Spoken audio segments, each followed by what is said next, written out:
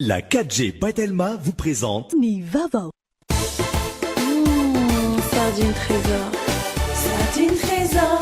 Omelette koubé. Manolotra anao ny fampalalam-baovao. Équipez-vous de la tête aux pieds avec la gamme de protection individuelle Secure Plus. Batimax. Manolotra anao ny fampalalam-baovao.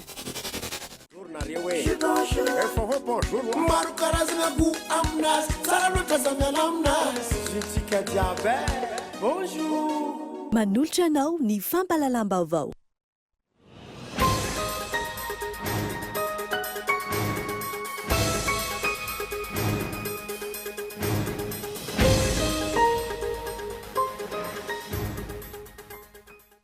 Araka ny tety andro napetraky ny seni nitanterana Androany atsapaka amin'ny filaharan'ireo kandida solombavambahoaka ao anatin'ny bulletin tokana.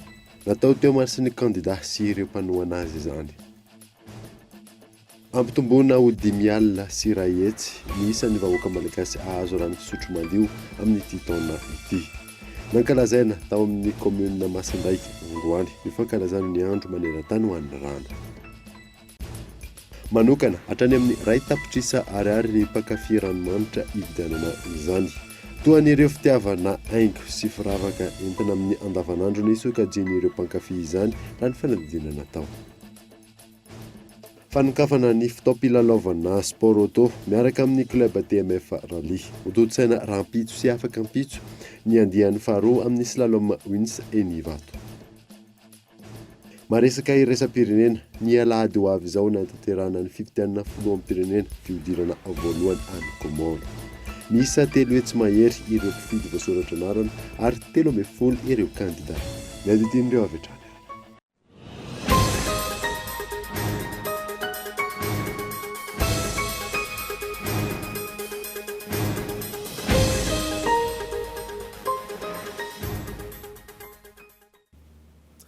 Salantra top klasy top gova fotoana vaovao eto amin'ny Cool TV kaminasanao anaraka izany hatramin'ny farany. Ny anombotsika ny vaovao dia araka ny tety andro napetraky ny seniny tanterana Androany atsapaka amin'ny filaharan'ireo kandida solombavambahoaka ao anatin'ny bulletin tokana. Natao teo masin'ny kandida sy ireo mpanohana azy izany. Gaetan Andriatsilao. Taoriny ny famoahany seniny listireo kandida ho solombavambahoaka manerana ny nosy no tanterana androany ny atsapaka amin'ny filaharan'ireo kandida ao anaty bileta tokana.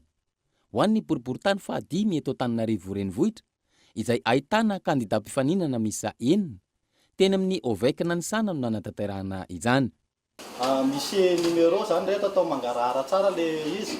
Misy numéro rehetra zany raha hatramin'ny 4 dia numéro io ho atsofotsika anaty valopy fotsy io dia ho pasohany valopy io dia atsofoka ato anatin'ity oriny dia hosakotsana dia mandeha ny manao ny akitsapaka voalohany arakaraka n'le olona nametaka dépôt de dossier taty amin'ny Oveka zany manao an'le akitsapaka voalohany dia izay nanao dépôt voalohany zany manao an'le akitsapaka voalohany dia izay numéro azony eo zany asehony amin'ny rehetrarehetra hoe iny numéroany ho apetaka amin'ny bulletin tokana dia izay misy ny logoany sy ny sariny. Nangarahara ny fanatanterahana ny atsapaka raha ny tetonany sana distrika Tanasainky manokana. No hafanain'ireo mpanohana ihany koa ny tao an-toerana taoriny fahazon'ny kandida ny laharany.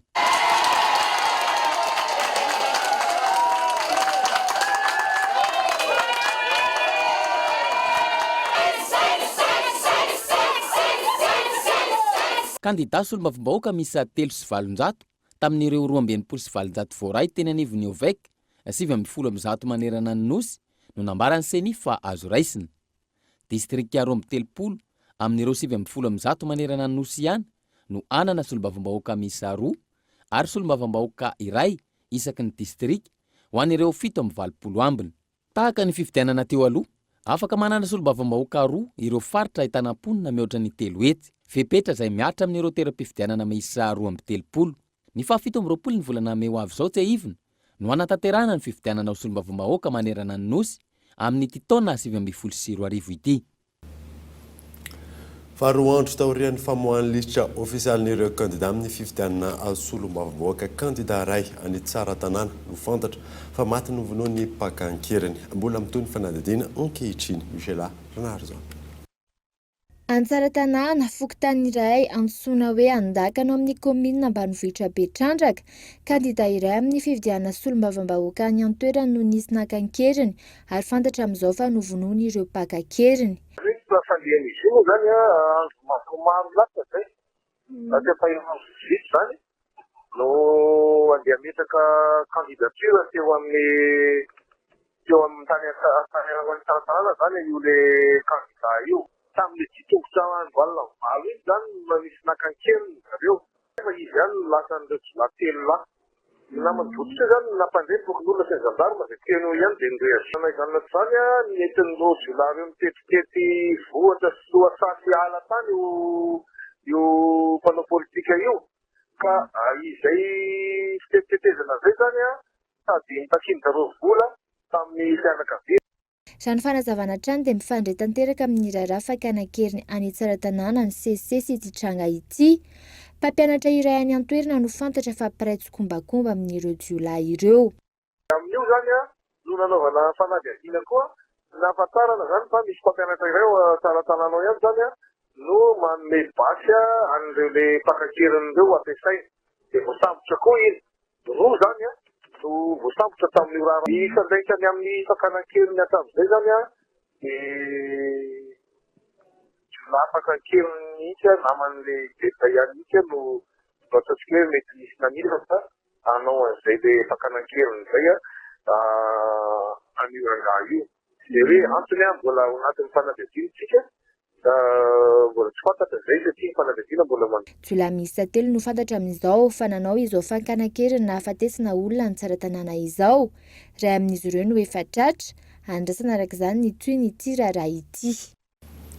Fa ho ampitomboana ho 5 alina sy 1 hetsy ny isan'ny vahoaka malagasy azo rano fisotro madio amin'ity taona ity. Nankalazaina tao amin'ny komina Masindray ny fankalazana ny andro maneran-tany ho an'ny rano tamin'ity androany ity Henri Florio. Mbola olana lehibe eto Madagasikara ny tsy fampian'ny rano fisotro madio indrindra any amin'ny tontolo ambanivohitra. Ho an'eto amintsika manokana ny 700 ny vahoaka malagasy no tsy mbola misitraka rano fisotro madio. Nankalazaina androany ny andro maneran-tany ho an'ny rano. Loha hevitra tamin'izany na izy ianao na aiza ianao mila rano. Tao amin'ny komina Masindray no nankalazana izany ho antsika teto Madagasikara. Tazo napetraka ho an'ity taona ity ny ampiakarina ny salanisa ny malagasy misitraka ny rano fisotro madio. Eo ihany koa ny fanavaozana ny lalàna mikasika ny rano. Mbola atsasaky ny malagasy zany no tsy mahazo rano fisotro madio. Dia ny vitsina izay napetraka na eo amin'ny ministera dia ampisitraka rano fisotro madio malagasy miisa 10 hetsy sy 1 tapitrisa amin'ny taona 2020 sy 2020 ity. Ary tombo 2 tapitrisa isan-taona zany manomboka amin'ny herintaona. Isan'ny asa goavana izay hatrehana ihany koa amin'ity taona ity ny fanavaozana ny lalàna ilay ataontsika hoe code de l'eau. Ny lalàna mahakasika ny fitsinjarana ny rano eo amin'ireo sokajy isan-karazany izay mila io rano io. Mbola lavitrezaka ny fanatsarana ny tany malagasy misitraka ny rano fisotro madio sy ireo tetikasa fidiovana sy fanadiovana samihafa manerana ny Madagasikara. Tanjo napetraky ny fitondrana ankehitriny ny fanatsarana ny filan'ny vahoaka eny fotony indrindra fa ny sitrahan'ny vahoaka malagasy indray ny rano fisotro madio na eo aza ny fahasarotana izany. Misotro! Misotro! Mapiasa! Mapiasa! Fizaham-pahasalamana fihainoana ireo vehivavy iajadin'ny herisetra sy ny maro hafa. Ireo nentin'ny fibe mpitondrana miadidy ny raharaha sosialy sy ny politika ho fanamariana ny andro iraisam-pirenena ho an'ny vehivavy tamin'ity androany ity. Ezitsika izay ho atao isam-paritra. Fanediny Yves Richard. Mbola maro ny endrika herisetra mianjady amin'ny vehivavy malagasy fihainoana ny tarainan'izy ireo. Fizaham-pahasalamana fanentanana amin'ny ady amin'ny fanondranan'olona sy ny fanandivozana manoloana izany no nentin'ny foibe mpitondrana miadidy ny raharaha sosialy sy politika nankalazaina ny andro iraisam-pirenena ho an'ny vehivavy. Ho tohizana ny hetsika ary ezahana atao isam-paritra hoy ny fanazavana. Ny ministera fahasalamana ihany koa dia vao nanao fanentanana mafimafy mihitsy hoe mila mijery fahasalamana isan-taona ny olona tsirairay dia ireo sampana rehetra mijery fahasalamana sy miaro ny zo maha-olona rehetra ny asin'ny maha-olona dia andray an-tanana amin'ny sehatra misy azy avy. Isan'ny nampiavaka ny hetsika ny fandraisana an-tanana avy hatrany ireo vehivavy manana olana aorian'ny fizahana. Misy olona zao izy manana olana izy sady manana olana izy ny lavitra manana olana izy akaiky. Dikan'izay zany izy zao tsy ao anatin'ilay areti-maso ka daraka fa mila mikarakara solomaso izy zany zao. Dia solomaso rony anazy indray le hoentina isan'andro dia indray manampy anazy rehefa mijery akaiky. Eto amintsika zany zao ohatrany hoe karazana participation symbolique izy 5,000 Israel dia mahazo solomaso. Efa solomaso zany 3 alina 5 alina. Nahafa-po ny hetsika amin'ny ankapobeny hono olom-pirenena saingy takiana ny fanatsarana lafa ny fikarakarana. Be dia be ny olona tonga aty dia nefa ny ela be ny filaharana irariana zany ny fisiny ny fanohizan'ny ohatr'izao raha mety dia mangataka izay mba izy foana mba matetitetika ny ohatr'. Nankalazaina androany tetsy Mahamasina ny andro iraisan'ny pirenena ho an'ny vehivavy. Ny oatra ny arivo notombanana ny vehivavy tonga nanao fizahana nandritra ity hetsika nampitondraina ny lohateny mianoa ny vehivavy nataon'ny voibe mpitondrana miadidi ny raharaha sosialy sy politika eo anivon'ny fiadidinany repoblika ity. Tsamitsamy tombo ny maripana eto ambonin'ny tany ankehitriny itombo 3 hatrany amin'ny 5 degré Celsius ny maripana izay atao anatin'ny taona vitsivitsy. Ny famboleka azo ihany anefa ny vahaolana anomerenana ny fiovaovany toetry ny andro fanidiny mampiony rakotoarison. Tandindomondoza ny tany vokatry ny hafanana ateraky ny entona mangeja hafanana izay tsy mitsaha-mitombo tatoato. Santionany amin'izany ny fiovaovan'ny toetry ny andro ankehitriny no ny fampitehany tontolo iainana. Hitombo manodidina ny 3 hatramin'ny 5 degré Celsius ny maripana vokatry izany izay tsy maintsy andraisany tsirairay anjara ny fanarenana izany ho an'ny taranaka any aoriana raha ny fanazavana nentiny ministry ny fitaterana sy ny famantarana ny toetry ny andro ary ny fizahan-tany. Dikan'izany tsy maintsy mitandrina dia raha tsy manaraka ny fepetra io dia ao anatin'ny taona manaraka izao dia mety ho loza araka ny teneniko teo. Dia ny andraikitra andraisany ny tsika aloha zany raha hoe ny malagasy fotsiny aloha no tenenina dia le hoe ao anatin'le hoe fambolekazo. Iny zany anisan'ny tetikadika voalohany ny raisin'ny fanjakana hoe 40,000 hectares no tsy maintsy ho ambolena ary ny vahoaka tsiraray citoyen tsiraray zany dia andray anjara ao anatin'izany fambolekazo zany. Zay anisan'ny voalohany dia ny faharoa ihany koa dia le hoe zana zany tsy ampiasa ny sarbo ihany tsony zay natonga an'le fizarana le hoe kit solaire reny ihany koa mba zany zany ezaka dao le diny amin'le fianana n'le réchauffement ny de la terre zany.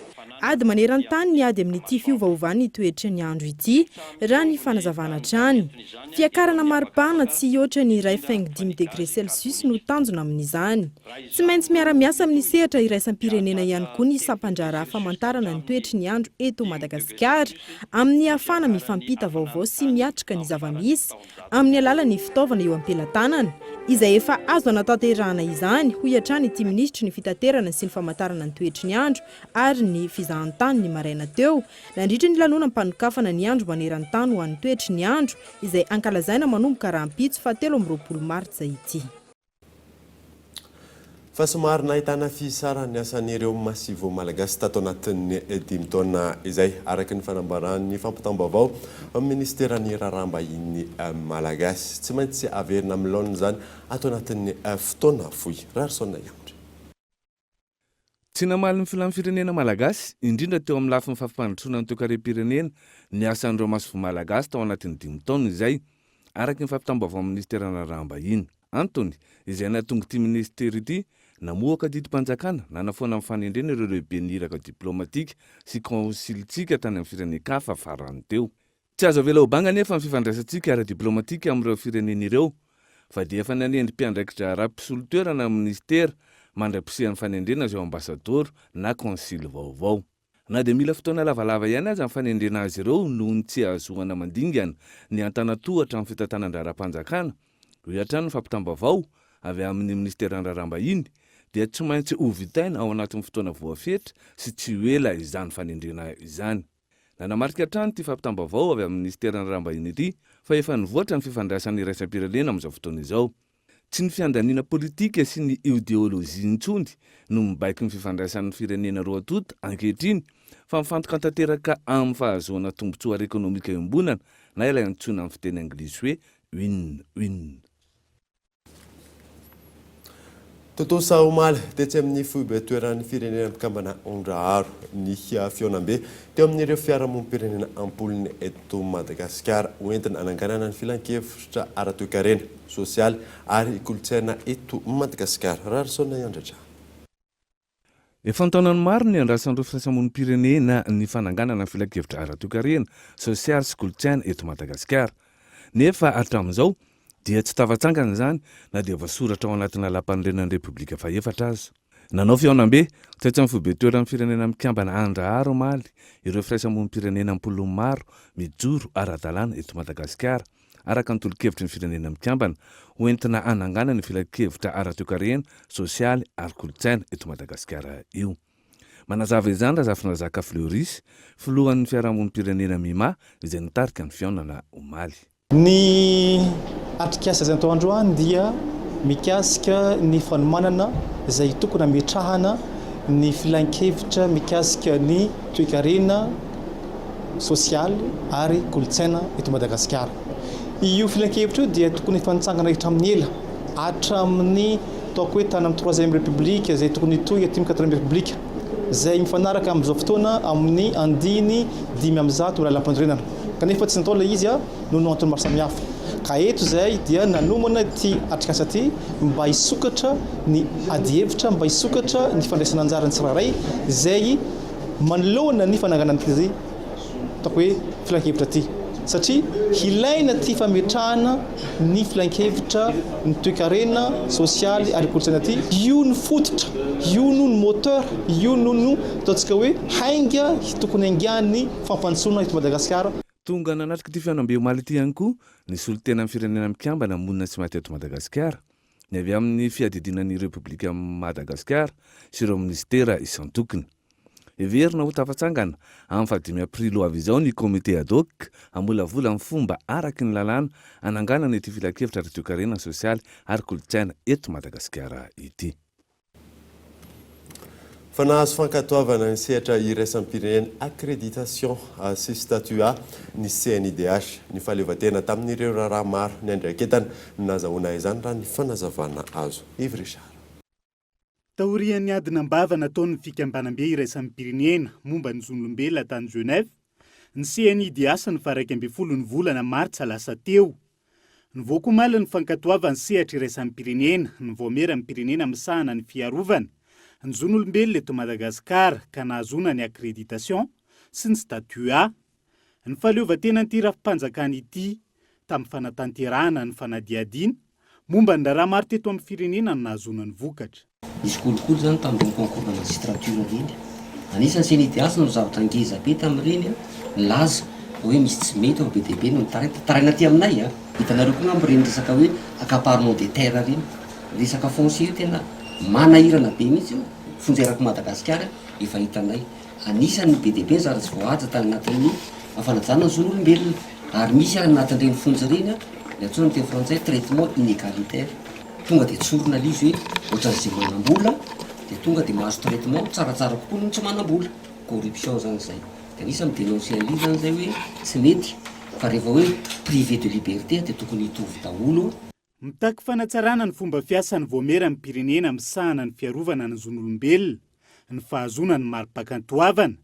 Isanojerena manokana manomboka izao ny lafin'ny fandriam-pahalemana ka antony nandrosoany tolo-kevitra amin'ny dinikasa momba ny RSS nandro réforme du secteur sécurité.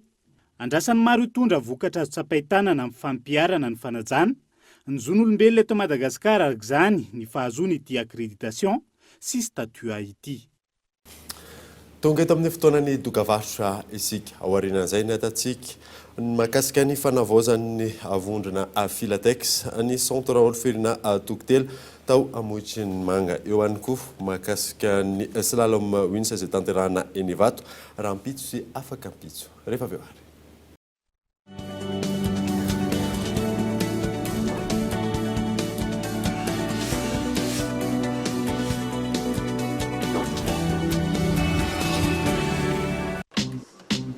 voiture connectée. Wi-Fi disponible dans tout l'habitacle, jusqu'à 20 utilisateurs détectés.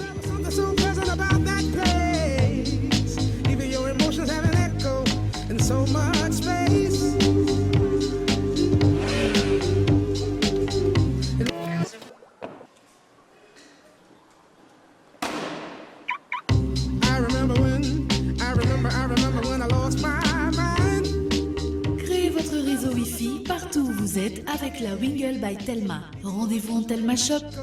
Le réseau 4G numéro 1 vraiment partout à Madagascar, c'est Telma. Je suis en poudre à notre sachet, dans un riche en vitamine C. Bonjour. Bonjour. Bonjour. Bonjour. Mon patanzaka, j'aime souka samba sambata. Bonjour. Bonjour Nariwe. Bonjour. Bonjour. Marukaraz nagu amnas, salalota zamyan amnas. Je suis Kadiabe. Bonjour. Briquet Bic. Comptez sur Bic. 3000 allumettes équivalent à 2 briquets sans marque ou à un seul briquet Bic Maxi. Briquet Bic. Comptez sur Bic. Faites le calcul. 3000 allumettes équivalent à 2 briquets sans marque ou à un seul briquet Bic Maxi.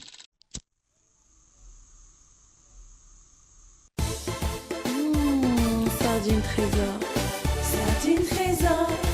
Sardine trésor. Sardine matchion. Sardine trésor. Met bermer comme salade. Mouf. Na hoe atao goûter nenkizy. Sakafo rehetraretra. Hasoandrala ela miaraka amin'ny tsakitsaky. Sardine trésor. Qualité nazy. Tsara. Riche en oméga.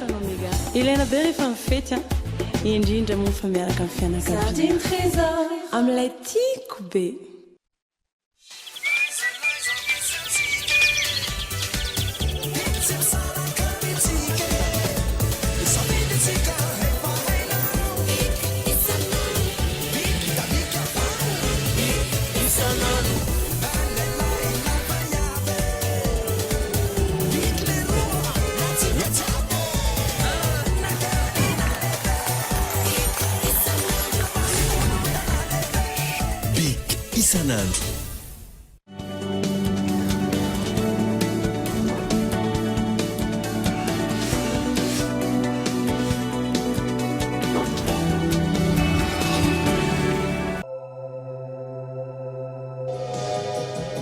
Je peux te poser une question?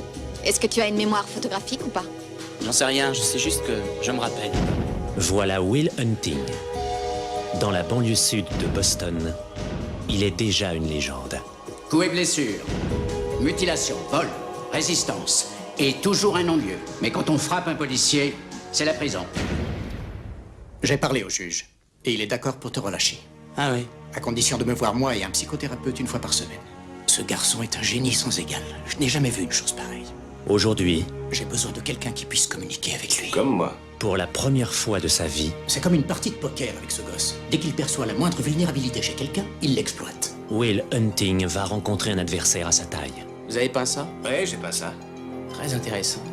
Peut-être que vous êtes en pleine tempête, vous savez, que les vagues viennent s'écraser sur votre petit bateau. Et peut-être que vous faites ce qu'il faut pour vous en tirer. Peut-être que vous devenez psychothérapeute. Tu es tombé juste. Peut-être que vous êtes trompé de femme. Peut-être que tu devrais fermer ta gueule.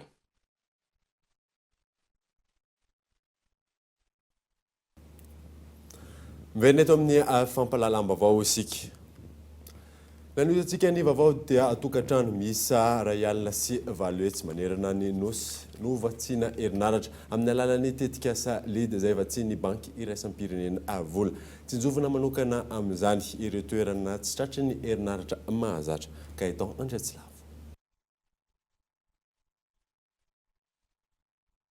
Nakatoavan'ireo ministra mpikambana eo anivon'ny gouvernemanta nandritra ny filan-kevitry ny ministra farany teo ny famatsim-bola avy amin'ny banky iraisam-pirenena natokana ho amin'ny fampidirana jiro izay mitetina $10,000. Tetikasa LID na List Cost Electricity Acid Development izay midika hoe fampidirana jiro amin'ny vidiny farany mora. Tetikasa vaovao entina mamatsy herinaratra ny tokantrano misa ray alina sy valo hetsy manerana ny nosy.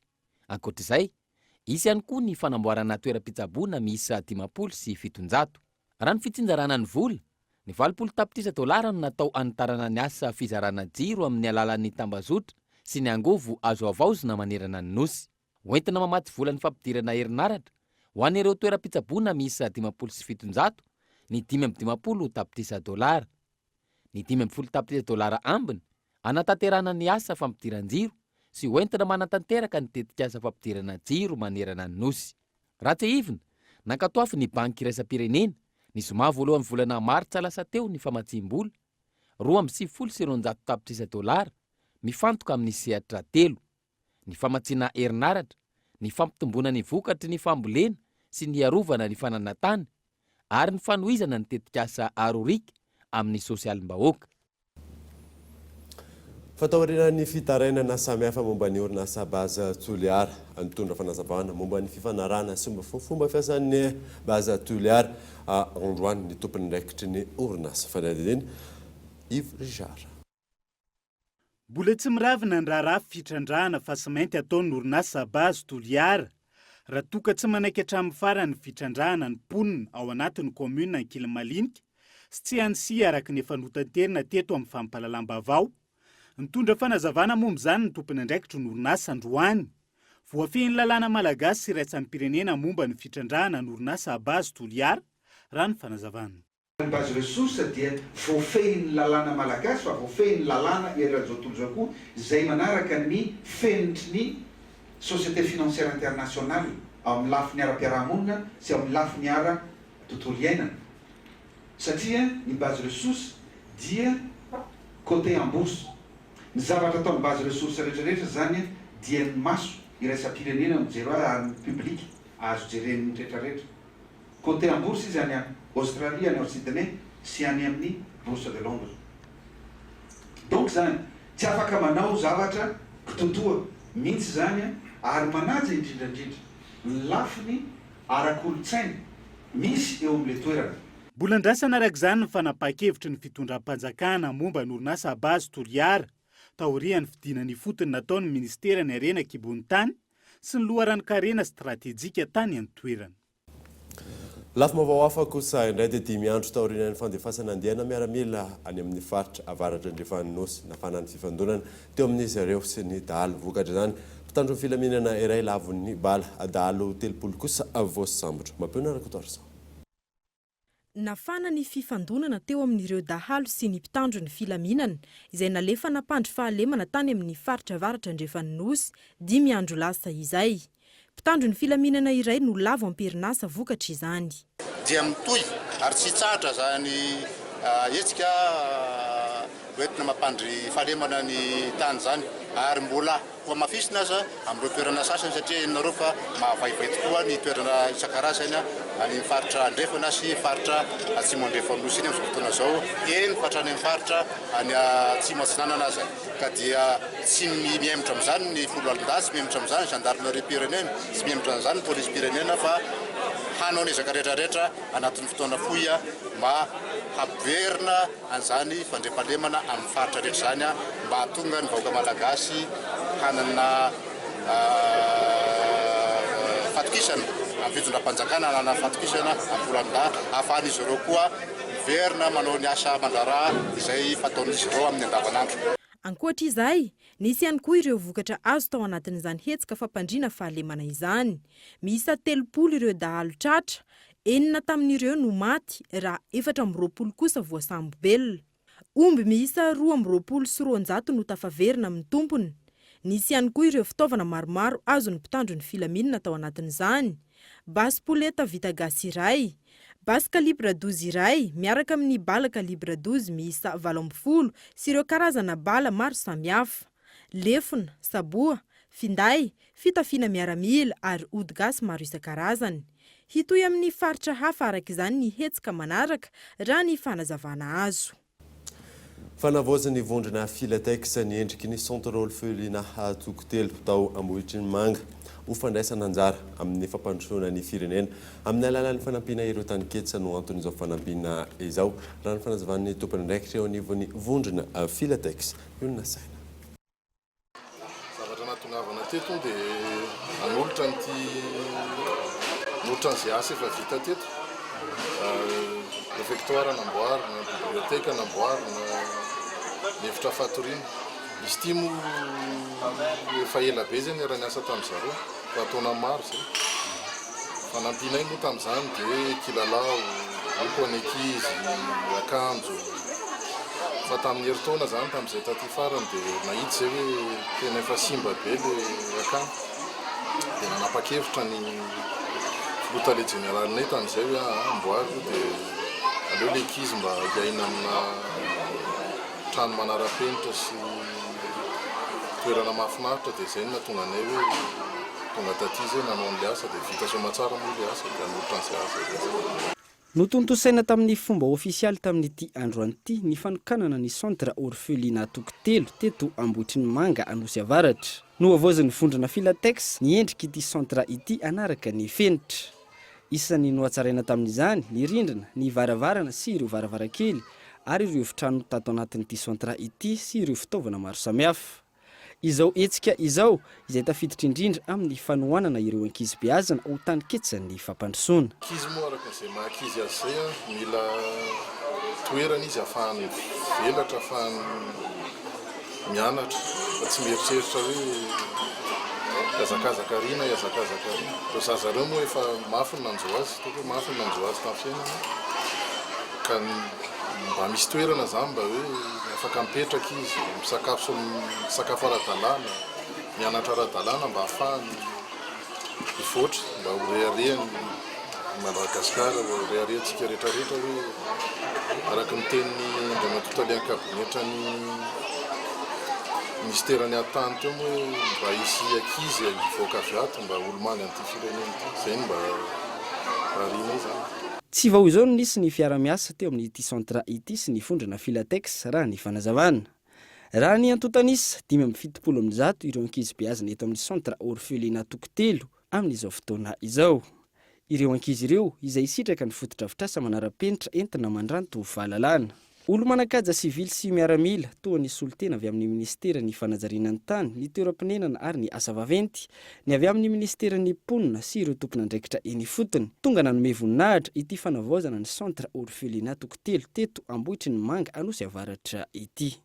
Anolotra fankasitrahana sy fisaorana mitafotafo anareo mpiara-miasa sy tompon'andraikitra ary mpanohana, indrindra fa ianareo avy amin'ny groupe Filatex izay nanolotra izao fototra-vitrasa lehibe izao. Tsy hosola afaka omen-kirarana ianareo na hopotraka omen-tehana ary nysoa izay natosakareo anay hovalian'Andriamanitra avy zato eny aminareo. Fa manokana hatrany amin'ny ray tapitrisa ariary ny mpankafy ranomanitra hividianana izany. Toa ny fitiavana haingo sy ny firavaka ny entiny amin'ny andavanandro no isokajen'ny ireo mpankafy izany raha ny fanadihadiana natao. Ionona saina. Ankoatra ny famantaranandro sy ny firavaka maro samihafa, isan'ny mahasarika ary mamatotra olona maro amin'ny andavanandro ihany koa ny fitiavana ranomanitra. Toy ireto olona ireto tsy mandeha araka ny tokony ho izy ny tontolo andro raha manadino izay fanaovana ranomanitra izay. Misy banga tena tsapanao hoe misy banga ohatrany adinao nanao montre, raha tsy montre ianao mandeha ianao dia ohatrany misy fotoana tena zany tara mandeha miasa dia lasa fotsiny dia efa ny an-dalana vao tonga sainy bon tsy afaka miverina moa fa misy fotoana fa tonga dia miverina, za tonga dia miverina mihitsy raha vao manadino. Rehefa anatin'ny maniako zany hoe mihosotra ranomanitra alony sy crème sy vao mandeha miasa. Mbola tsisy fotoana zany hoe tena tsy nanao an'izay ranomanitra eto anatin'ny tontolo andro. Tsy manitra mihitsy mivoaka. Izaho manokana zao raha miasa maraina ka nanadino nanao ranomanitra dia tena tsy à l'aise mihitsy ny tontolo androko rehetrarehetra iny. Indray loatra tsy mety adino mihitsy ny ohatrany hoe fa namanao foana ilay izy dia tsy mety adino. Tsy mety adino ka. Eo amin'izay tontolon'ny ranomanitra izay, isan'ny miteraka fanelingelenana ho an'ny manodidina ny fahinoana fofona ranomanitra mahery avy amin'ny olona iray. Manana ny fomba isorohana izany ireo mpampiasa ranomanitra eo amin'ny andavanandro. Fitaterana eny ambony fitaterana satria moa tena mandeha fitateram-bahoaka, miezaka manao zavatra maivamaivana, tsy le midofaka be ireny fa satria hajaina ny mpiara-belona. Rehefa mahazo fafinaretana zany ianao dia izay fa tsy hoe olona rehetrarehetra no ampijaliana miaraka aminao satria misy olona tena tsy mahazaka ranomanitra mihitsy na kely azy. dia tsy maintsy jerena daholo izay ny zavatra maivamaivana raha andeha hiakatra fitateram-bahoaka ianao. Any anaty taxi be vao miditra ianao dia efa mitotodika ny olona hoe zany misy ranomanitra mahery. Fa tena tsy azo atao ny mandeha voyage manao ranomanitra. Izay kosa aloha fanajana ny hafa zany. Satria tena mampandoa, tsy à l'aise. Maro amin'izao fotoana izao ireo mivarotra ranomanitra osika, na eny amin'ny tambazotra tserasera izany na eny an-tsena. Mahay manavaka ny authentique sy ny réplique ireo efa mpankafy ny ranomanitra. Raha ny vidiny manomboka amin'ny 3 alina ariary ka hatramin'ny 2 tapitrisa ariary ny vidin'ny ranomanitra eto Madagasikara raha ireo vokatra authentique. Tsy latsa-danja amin'ny any ivelany isika eto an-toerana amin'ny fanarahana ireo ikafarany amin'ny ranomanitra. Fandray anjara amin'ny festival izay etsika ara-kolontsaina tanterahana any Chine Madagasikara ny volana May ho avy izao. Fanamafisana ny fiaramiasan'ny firenena rotota eo amin'ny lafin'ny kolontsaina ny tanjona amin'ny zany miantarandriana evo. Hamafisana ny fiaramiasa Madagasikara sy Chine eo amin'ny lafin'ny kolontsaina. Izay raha fehezina ny votoaty ny fionan'ny masoivon'ny Chine sy ministry ny serasera sy ny kolontsaina androany. Festival izay atao any Chine zany no anisan'ny voalohany arahana ny asa andefasantsika artista malagasy ihany zany izay ampafantatra n'izany kolontsaina malagasy zany na pandihy na danse, mozika, hirahira izay ahafahantsika mampiseho hoe tahaka an'izao ny kolontsaina malagasy any amin'ny zareo. Dia mifandraika amin'izay ihany koa andefa artista sinoa zany ry zareo ampafantatra ihany koa aty amintsika hoe tahaka an'izao ny kolontsaina ny zareo sinoa atao eto Madagasikara dia ao anatin'izay fiarahamiasa fanakalozana izay moa ny ankoatran'izay dia maromaro ireo fiarahamiasa nangatahana iarahana metraka taminy zany anisan'izany ny fiarovana sy ny fanatsarana ndreo patrimoine antsika na ny toerana vakoka zany izay tokony harovana. Ho tontosaina ny volana May ho avy izao ho any Chine ity festival izay andraisan'ny Madagasikara anjara ity. Ankoatr'izay tetikasa maro ihany koa no iarah-miasa atao anatin'ny taona maro. Tanjona ny ampiroboroboana ny tontolon'ny kolontsaina malagasy manoloana ny fanatontoloana izay tsy maintsy hatrehan'ny firenena rehetra ohatra ny ministry ny serasera sy ny kolontsaina. Tontolon'ny fanatanjahantena kosa indray dia fanokafana ny fitaom-pilalaovana sport auto miaraka amin'ny club TMF Rally. Ho tontosaina rampitso sy afaka ampitso ny andian'ny faharoa amin'ny slalom Unsa eny Ivato. Michela Ranarzon. Hanomboka raha ampitso izany hoe ny 17 sy ny 14 martsa izao ny fisokafan'ny fitaom-pilalaovana sport auto miaraka amin'ny club Team Mika Faniry. Izy arak'izany ny andian'ny faharoa amin'ny slalom Unsa eny Ivato mandritra ireo andro ireo.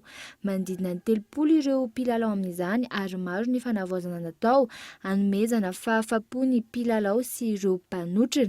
Isan'ny fiovana ny mikasika ny piste izay nalavaina eo ihany koa ny ampiavaka ity andian'ny faharoa ity ny fandraisana anjara ny vahiny. Marina fa manomboka amin'ny 10 ora sasany ny andrana amin'ity fisokafan'ny fitaom-pilalaovana sport auto ity. Izay fa dia antsika maresaka iraisam-pirenena. Ny alahady izao no natanteraka fifidianana filoam-pirenena fiodinana voalohany any Komoro.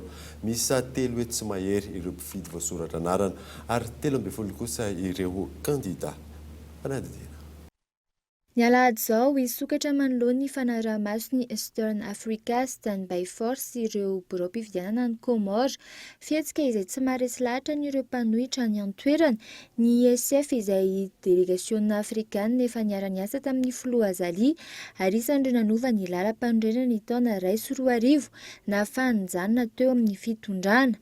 Ny volana Desambra 2024 nentina nana foana ny fanongana mpanjakana ny sesitany Komoro nanome hevitra ny avy eo anivon'ny vondrona afrikanina ny amin'ny fizara-pitondrana teo amin'ny Komoro, Moeli ary Androuan. Ny taona 2024 kosa indray no nanova ny lalam-pandrenana ny filoha Azali amin'ny fitondrana mandritra ny 5 taona sy ny fahafahana miverina milatsaka ihany koa, faharoa na ny mandat faharoa izay 5 taona ihany koa. Amin'ny ity fifidianana filoham-pirenena fiodiana voalohany any Komoro izay tontosaina ny alahady 24 martsa izao ity dia miisa 1,724 sy 3 hetsy ireo mpifidy ary 13 ireo kandida, isan'izany ny filoha Azali Assoumani. Alohan'ny sarana daverina aminao vaovao nisongadina tamin'ity alina ity. araka ny tety andro mipetraka ny seny mitanterahana androany atsapaka amin'ny filaharan'ireo candidat solombavamboaka anatin'ny bulletin tokana ampitombonina ho 5 sy ray hetsy ny isan'ny vahoaka malagasy azo rano fisotro madio amin'ity taona ity nankalazaina tao amin'ny commune Masindray Androany ny fankalazana ny andro maneran-tany ho an'ny rano. Izay mamarana ny vaovao tamin'ity alina ity soranao safidy ny Cool TV tamin'ny fampahafantarana ny vaovao soava tsara atao tompoko.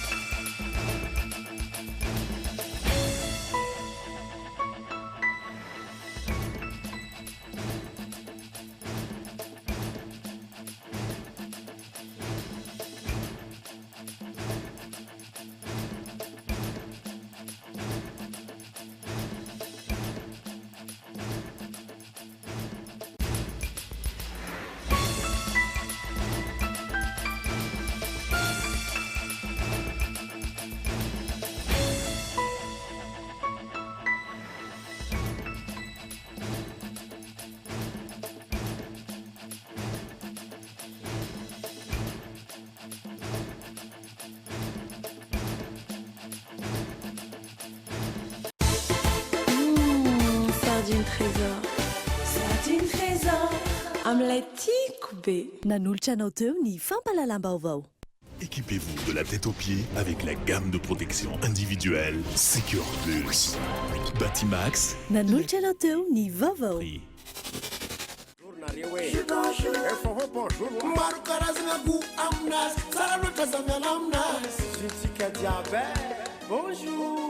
Nanolotra anao teo ny fampalalam-baovao. La 4G Patelma vous a présenté Ni Vavao.